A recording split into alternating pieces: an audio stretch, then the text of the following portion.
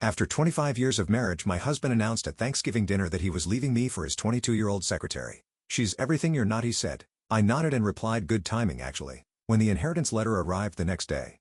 "I'm leaving Evelyn," Scott announced, standing at the head of our Thanksgiving table, wineglass raised as if proposing a toast. "I'm in love with my secretary." The turkey grew cold as stunned silence enveloped our dining room. Our son David froze with his fork halfway to his mouth. Our daughter Katie stared at her plate, suddenly fascinated by cranberry sauce. My sister Patricia's jaw literally dropped, while her husband Robert seemed to find his napkin intensely interesting. "She's 22, Scott continued with inappropriate pride, as if youth itself were an achievement. "And she's everything you're not, Evelyn." I carefully set down my silverware, dabbed the corner of my mouth with my napkin, and looked at my husband of 25 years. "Good timing, actually," I replied, my voice steady despite my racing heart. "I'm Evelyn Hargrove, 51 years old, senior accountant at Westridge Financial in Grand Rapids, Michigan. For a quarter century, I've balanced spreadsheets by day and family needs by night, building what I thought was a secure life with Scott, our 2 children, and our modest but comfortable home in the historic Heritage Hill neighborhood. What I wanted was simple: to grow old with the man I loved, to watch our children build their own lives, to eventually retire and perhaps travel a bit. Standing in my way now was Scott's midlife crisis, manifested in his infatuation with Jessica, the young secretary he'd hired 3 months ago for his insurance agency. The injustice wasn't just the betrayal, but the public humiliation, the deliberate choice to announce his departure at our family Thanksgiving dinner, in front of our children and relatives, as if daring me to make a scene. "We can discuss the details later," Scott said magnanimously, lifting his wineglass higher, "to new beginnings." No one joined his toast. Katie abruptly stood, tears streaming down her face, and rushed from the room. David glared at his father with a mixture of disgust and disbelief. "I think you should leave," I said quietly.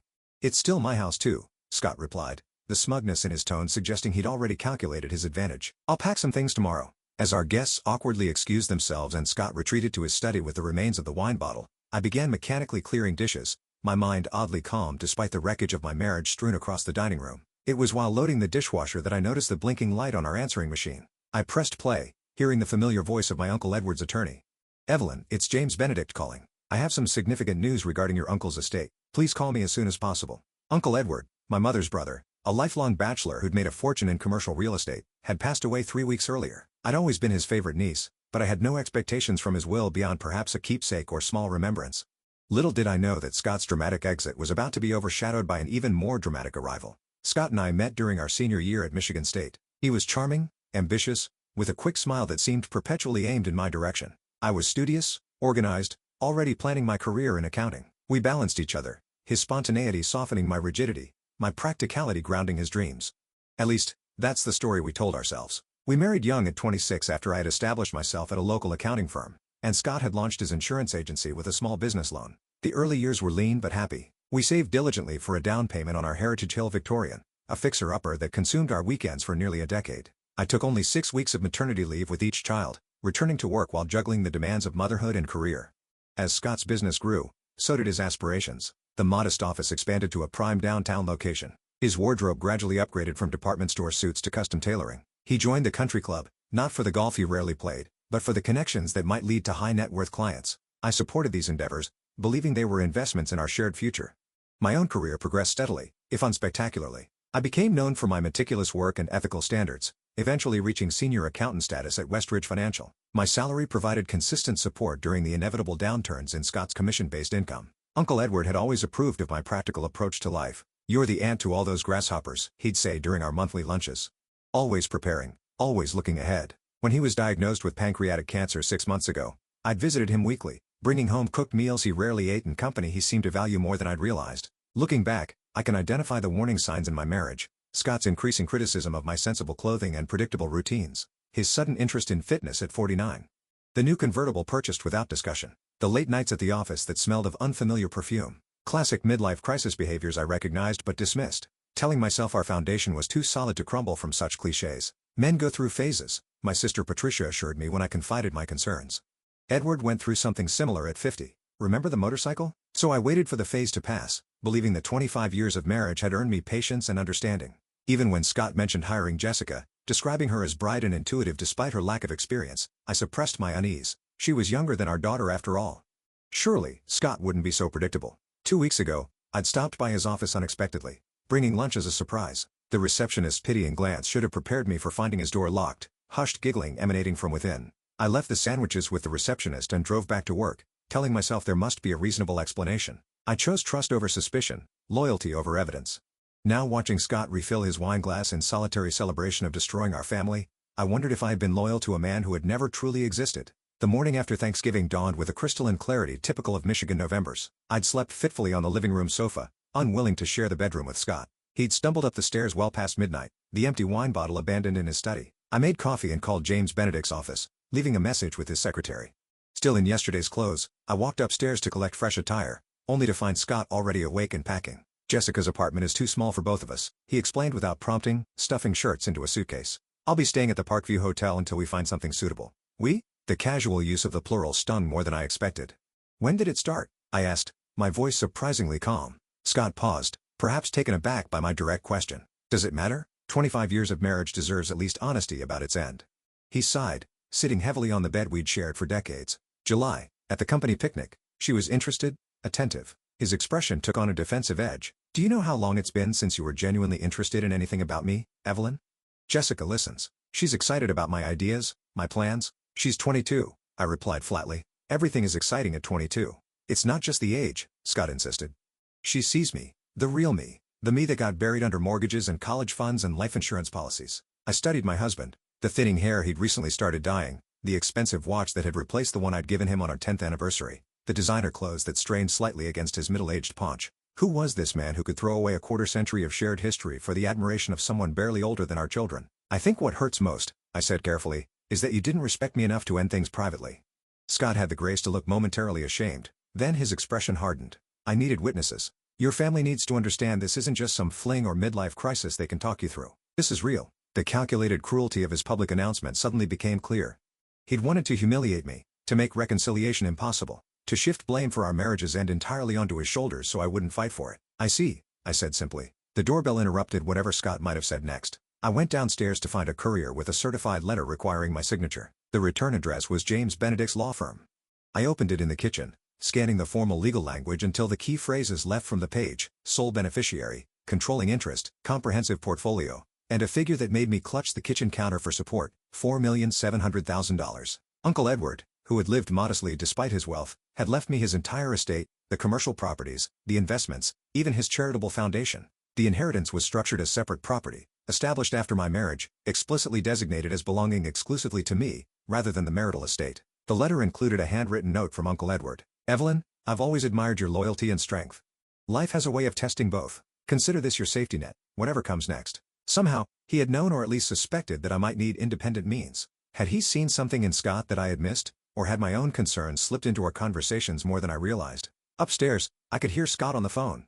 His voice animated as he described his liberation to someone. Jessica, presumably. My numbness was giving way to something else. Not quite anger, not quite relief, but a clarifying sense of possibility. I carefully folded the letter and placed it in my purse, then began making a mental list of immediate actions required. This wasn't how I'd expected my life to unfold at 51, but as Uncle Edward's final gift demonstrated, sometimes the unexpected brings its own kind of freedom. I waited until Scott left with his suitcases before calling James Benedict and confirming the details of my inheritance. The attorney suggested we meet immediately to discuss next steps, including taking control of Uncle Edward's business interests. Your uncle was quite explicit about his wishes, James explained. He wanted you to have complete freedom to make your own decisions, both personally and professionally. After scheduling an appointment for Monday morning, I called Patricia, who arrived 30 minutes later with a bottle of wine and fierce protective energy. That absolute bastard, she fumed, pacing my kitchen. After everything you've done for him, the sacrifices, the support, it's over, I interrupted, pouring us each a glass. What matters now is moving forward with dignity. Patricia paused mid-stride. You seem surprisingly calm. I slid Uncle Edward's letter across the counter. Patricia's eyes widened as she read, her expression transforming from outrage to astonishment. Holy shit, Evelyn, you're rich.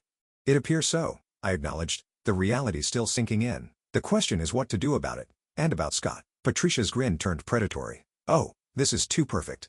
Mr. Midlife Crisis thinks he's trading up for a younger model, not realizing his reliable old wife just hit the jackpot. He doesn't know yet, I clarified, and I'm not sure how or when to tell him. You don't owe him anything, Patricia insisted. He humiliated you in front of your entire family. Let him find out when it's too late. Part of me agreed with her vindictive impulse, but 25 years of marriage deserved more consideration than an impulsive reaction. I needed time to process both Scott's betrayal and my sudden wealth. Over the weekend, I maintained an outward calm while internally vacillating between grief and calculation. The children came and went, offering support and expressing their own anger toward their father. Katie refused to speak to him when he called. David agreed to meet for coffee, but returned seething with indignation. He tried to justify it. Mom, David reported, said he deserved happiness after sacrificing his prime years for the family. As if you didn't sacrifice just as much. By Monday morning, I had composed myself enough to meet James Benedict at his downtown office.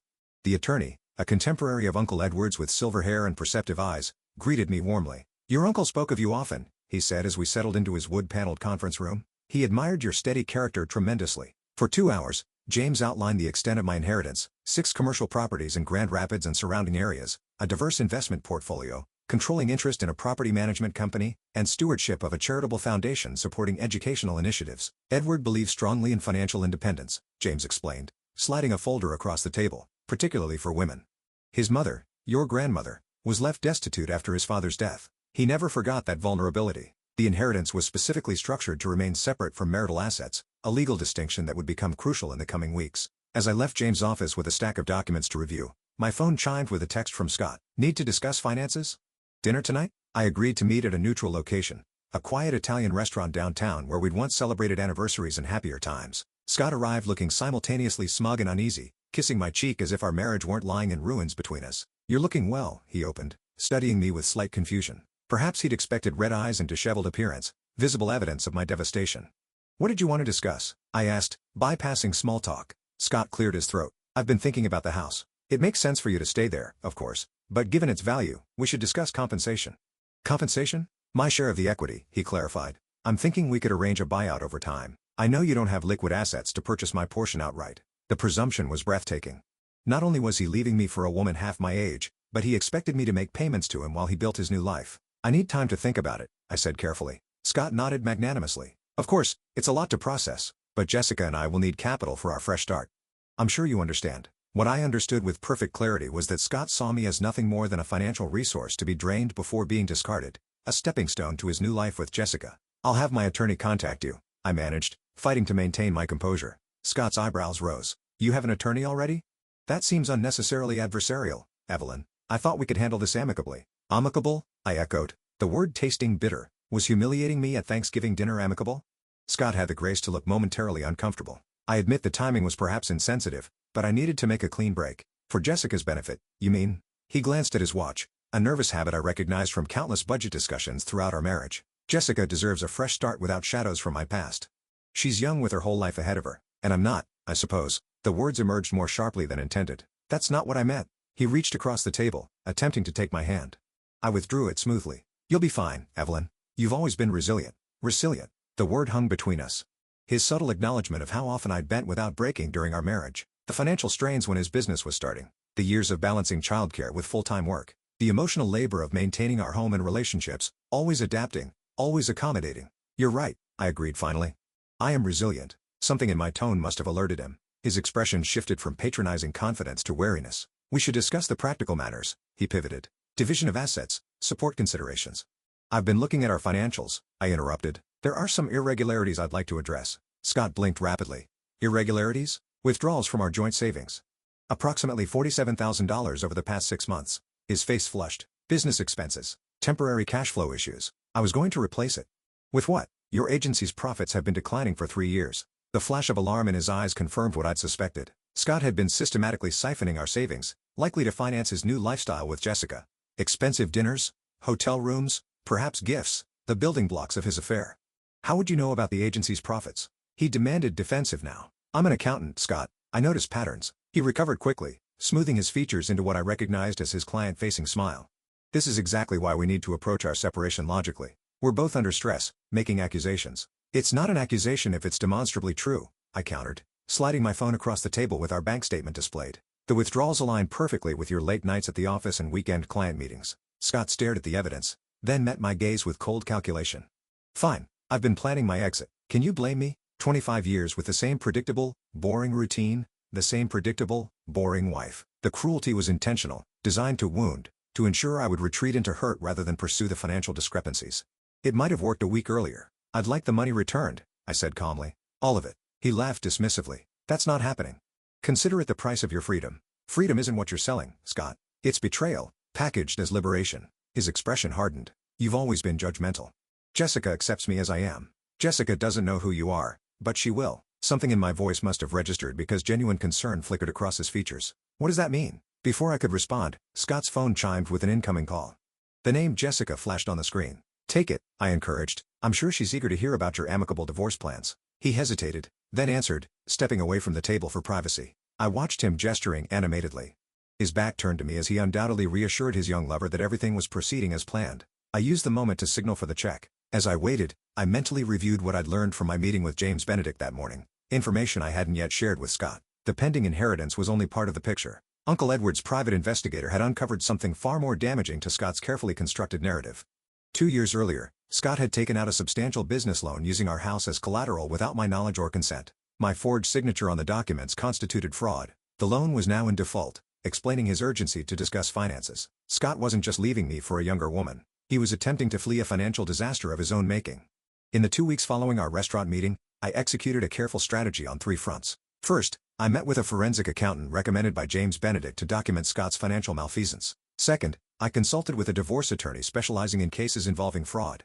Third, I took control of Uncle Edward's business interests, immersing myself in the details of commercial property management. Throughout this period, Scott continued his campaign to extract money from our marriage. His text alternated between nostalgia. Remember our trip to Mackinac Island? We had something special. And thinly veiled threats. Jessica thinks I should get a forensic valuation of your accounting practice.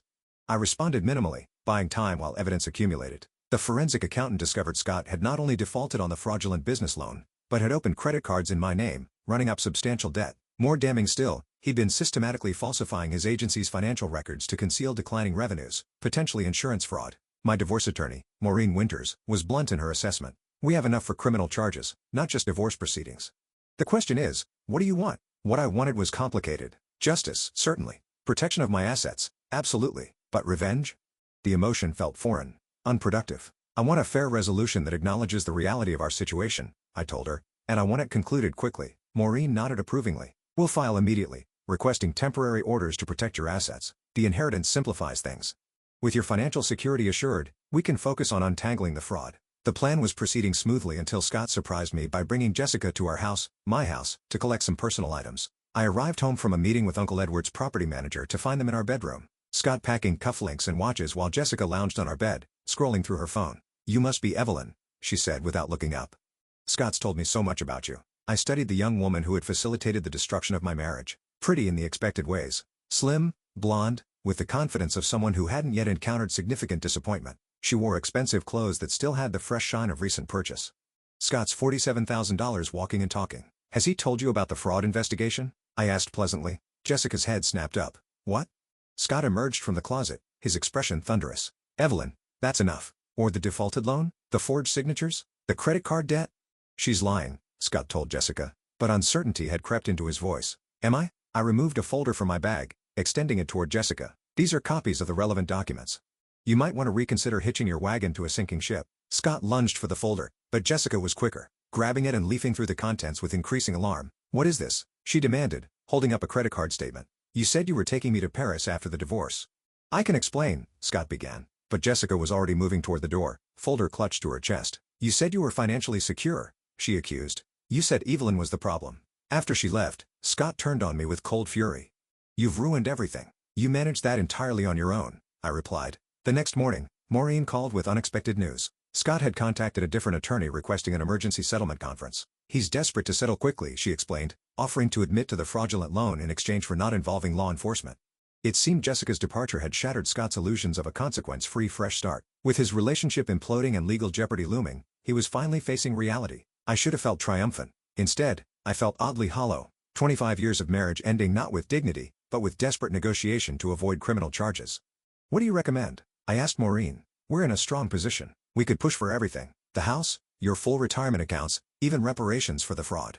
The decision crystallized with surprising clarity. Schedule a conference, but I have specific terms in mind, such as, I want a clean break, complete separation, no further contact. Maureen seemed surprised. No punitive measures? No restitution? I thought of Scott and Jessica in my bedroom, their casual invasion of the space where I'd spent a quarter-century of my life. How quickly it had all been devalued, discarded. The fraud documentation goes into an escrow account, I decided. If he honors the divorce terms, it remains sealed. If not, consequences. Maureen finished approval in her voice. Exactly. The settlement conference was scheduled for the following week. In the meantime, I had a property empire to learn.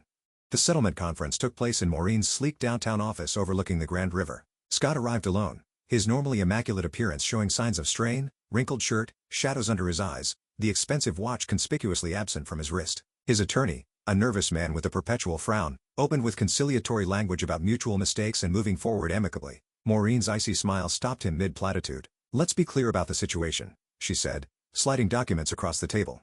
"Fraud, identity theft, financial misrepresentation, these aren't mutual mistakes." Scott stared at the table, avoiding my gaze as his attorney reviewed the evidence. "My client is prepared to offer significant concessions," the attorney began. "That's fortunate," Maureen replied, "because my client is prepared to file criminal charges." The threat hung in the air like a blade. Scott finally looked up, meeting my eyes with a mixture of resentment and fear. "What do you want, Evelyn?" he asked hoarsely. I opened the folder I'd brought. Not legal documents, but photographs of our life together. Our wedding day, the children's births, the house when we first purchased it, before renovations, the progression of a quarter-century of shared history. "I want you to understand what you threw away," I said quietly. "Not just me, but your integrity, your children's respect, your professional reputation." "Is this necessary?" his attorney interjected. "We're here to negotiate terms." "The terms are simple," I continued, ignoring him. "You sign over all rights to the house. You relinquish any claim to my inheritance or business interests. You agree to pay back the fraudulent loan and credit card debt." Scott's face reddened. "That's everything. What am I supposed to live on?" I slid a final document across the table. "The deed to a small commercial property on the outskirts of Grand Rapids, recently purchased with a portion of my inheritance." "This building houses your insurance agency," I explained. "The lease is paid for 5 years. It's your fresh start, Scott. More than you deserve, but less than you expected." His eyes widened as understanding dawned. "You own my building now?" "I own a lot of things now," I replied calmly. "Sign the papers." 6 months after the Thanksgiving that ended my marriage, I stood in the lobby of Hargrove Properties, watching workers install the new company signage. The commercial real estate firm I'd inherited from Uncle Edward now bore my name, a symbolic reclamation of my identity. Scott had signed the divorce papers that January afternoon, his hand trembling slightly as he accepted the terms. His attempt to craft a triumphant exit from our marriage had instead left him humbled, diminished. Jessica never returned, having quickly calculated the diminished returns of a relationship with a man facing financial ruin. Our children had processed their father's betrayal in different ways. Katie maintained a cold distance, agreeing to occasional lunches, but refusing to discuss anything personal. David, after initial anger, had settled into a cautious limited relationship with his father. Both had expressed quiet pride in how I'd handled the situation. "You didn't let him destroy you," Katie had observed during a recent dinner. "That's what he wanted, wasn't it? To break you so he wouldn't have to feel guilty?" Perhaps she was right. The public announcement, the casual cruelty, they had been designed to cast me as the discarded wife, a role that would justify his actions to our social circle, and more importantly, to himself. Instead, I had emerged stronger, wealthier, and remarkably whole. The accounting skills I'd applied throughout my career now served me well as I expanded Uncle Edward's property holdings, adding 3 buildings to the portfolio in my first 6 months of ownership. Scott's insurance agency continued operating in my building. Our only point of connection, a monthly electronic rent payment. I'd heard through mutual acquaintances that he'd attempted online dating with limited success. Women his own age found his history concerning. Younger women lost interest when they discovered his financial constraints. As the installation crew finished mounting the sign, my phone chimed with a calendar reminder: dinner with James Benedict to discuss the Educational Foundation's annual scholarship awards. I doubled the number of recipients this year, focusing on women pursuing financial and business education. Outside, spring had transformed Grand Rapids from winter gray to vibrant green. At 51, I was starting over, not with resignation, but with anticipation, curiosity, and a hard-earned wisdom about the difference between value and worth. The future stretched before me, unwritten and entirely my own.